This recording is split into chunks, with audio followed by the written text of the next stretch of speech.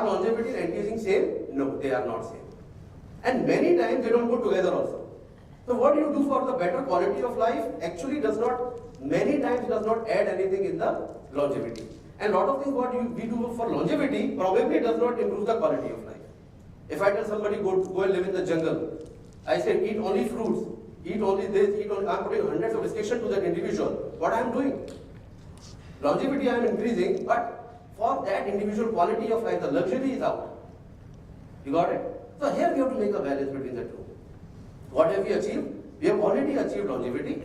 What is our goal? We have to achieve the quality of life index now. Now look at this. This was post-budget. Now see, even Indian government is now looking for it. What Indian government is saying? This is our post-budget release in the newspaper. We are living long now, but the chances of being dependent is more.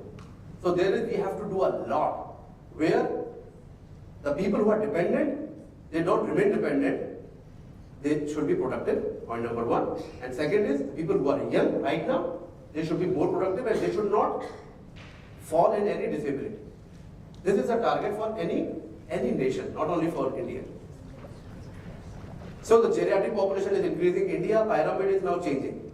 From a young country, India is also moving towards the middle-aged and old country. And if the things go just like that, maybe about 50 years down the line, India will also have a reverse pyramid. Stress, I am not talking about caregiver to dependent ratio, I have already talked. Decreased unpaid caregivers now, at least in Indian scenario, and I am sure even other parts of the world too. 20 years back, women, female, they used to take care of the family. Now, there's a demand. Demand has gone up. Stress is more. Even they have to go out and work. When they go out and work, at home, the caregiver number is going down.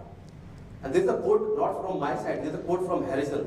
Harrison has mentioned this quote. The Harrison textbook of medicine has clearly mentioned it. So it is not about, I am being a bit biased or gender biased. I also feel that everybody has to go out and work. But the problem is when we go out and work, if we have more dependent at home, who will take care of them? Small families, late reproduction, sibling support system in India is, so about 10 years back, 20 years back, 5 children, 6 children, 8 children, 10 children, lot of sibling support. Now, 1 child. The sibling support is going. Why I am talking about this? Because in coming 10 years, 15 years, this anti-aging is going to be bigger and bigger because everybody will be needing our care. Forget about whether they are patient or they are not patient. They will need our care because they have to be productive. They cannot afford one thing, being disabled and sitting at home.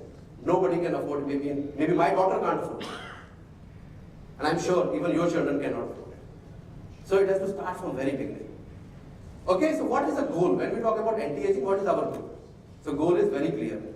The realistic goal to improve physical and mental functioning and quality of life. This is our goal. So as to prolong the enjoyable, prolong the independent life, prevent the preventable.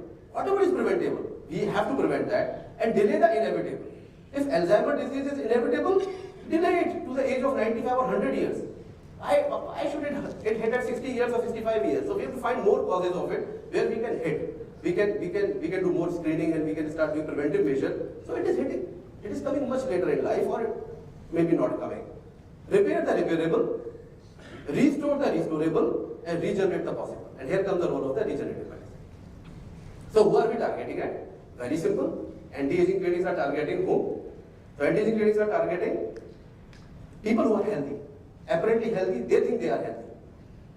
But they want more from their health. Okay? What is the focus of anti-aging clinics?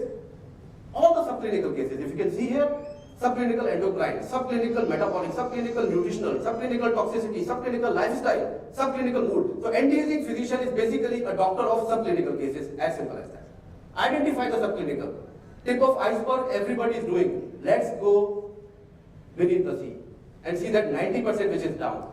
So screening and management. Okay? So common issues, I am not going to talk. So what can be a noble criteria for anything to be anti-aging? So if these criteria are met, whatever you are doing anti-aging. Can it increase the lifespan, health span, Can it increase the productivity, independence? Is it validated, experimented, studied? Is it available? Can it work on the 4 domains of aging? Anything which works on 4 domains of aging is anti-aging. Body composition, energetic, signal dysregulation, neurodegeneration. 4 mediators of aging. Anything which is working on hormones, neurotransmitter, oxidation, this is anti-aging. Cellular aging process, genetic pathway, anything which is working on these. So anytime you think, is this anti-aging? You have to go like that. Okay? So I'm not going much in depth of this. Here comes. Things are changing. Stem cell is talking about regenerating organs. Hormones is talking about giving youth and vitality. Genetics, people are talking about identifying the gene which can delay aging. The genes to even identify the various diseases in you. Now it is said that maybe by 2020 we will get a medicine which can reverse aging. Something working on the NAD pathway and all. So we all are on a